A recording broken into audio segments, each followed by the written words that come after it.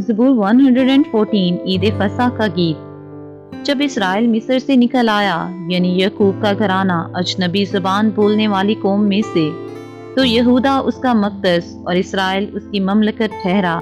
ये देखते ही समंदर भागा, यर्दन पीछे हट गया, पहाड़ मेंढों की तरह उछले, पहाड़ियां भेड़ के बच्चों की तरह कूदी। ए समंदर, तुझे क्या हुआ कि तू भागता है? ए यर्दन, तुझे क्या हुआ कि तू पीछे हटता है? ए पहाड़ों, तुमको क्या हुआ कि तुम मेंढों की तरह उछलते हो? ए पहाड़ियों, तुमको क्या हुआ कि तुम भेड़ के बच्चों की तरह कूदती हो? ए जमीन, तू रब के हजूर, यकूब के खुदा के हजूर थरथरा, जो चट्टान को झील और चकमाक को पानी का चश्मा बना देता है।